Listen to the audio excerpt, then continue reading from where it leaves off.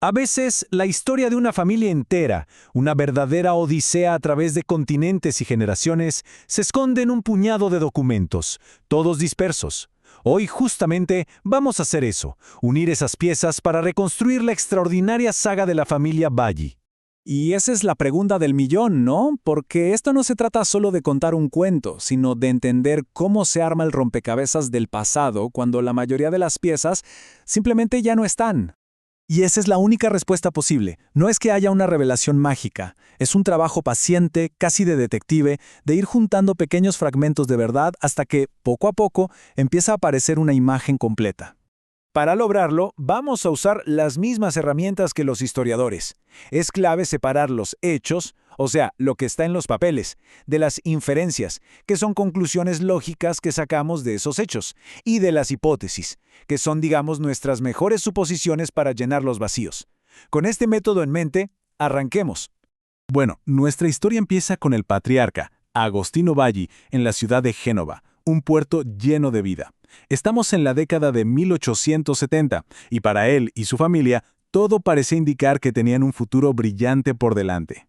Miren esta progresión, es increíble. En solo 3 años, Agostino pasó de ser un simple dependiente a ser comerciante y finalmente a ser hotelero.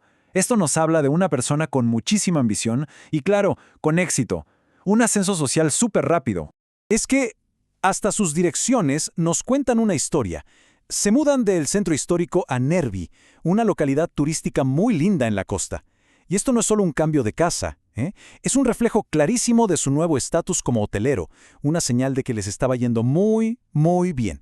Y justo aquí es donde la trama da un giro total. Si todo iba tan bien, ¿qué pudo haber pasado para que tomaran una decisión tan radical como cruzar el Atlántico y empezar de cero en otro continente? Es que la decisión de emigrar nunca es por una sola cosa. Para los Baggis fue una especie de tormenta perfecta. Por un lado, en Italia, una crisis bancaria tremenda y una epidemia de cólera probablemente liquidaron su negocio hotelero.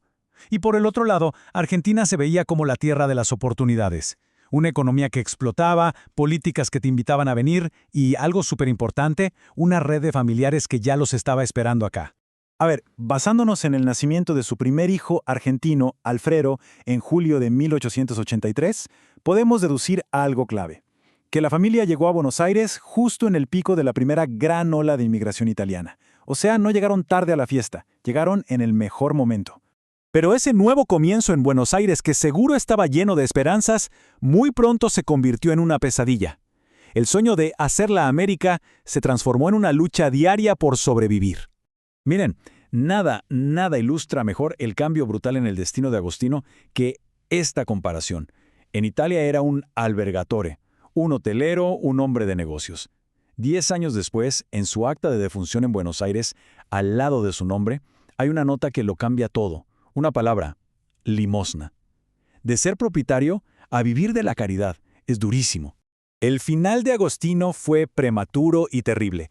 Murió de tuberculosis con apenas 36 años, dejando a su esposa, Caterina Finocchietti, viuda en una tierra extraña y con varios hijos chicos que mantener.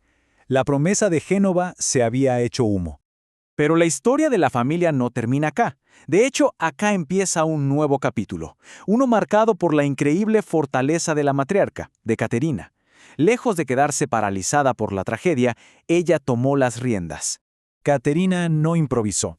Diseñó un plan de supervivencia. Ella se puso a trabajar como modista. A su hijo mayor lo mandó a aprender un oficio, el de zapatero. Se apoyó muchísimo en su red familiar, que era clave. Y tomó una decisión durísima pero muy inteligente. Inscribió a su hijo Alfredo, el que nació en Argentina, en un colegio de caridad. Así se aseguraba de que tuviera techo, comida y educación. Y ahora, el foco de la historia cambia. Se va a ese niño, Alfredo, la segunda generación, y a su viaje hacia el corazón de un país que estaba en plena expansión. Esta es como una foto de su vida en ese momento. Con 12 años, como consecuencia directa de la muerte de su padre, Alfredo ya estaba aprendiendo un oficio en una institución, prácticamente huérfano y lejos de su familia. Y entonces, el rastro se pierde.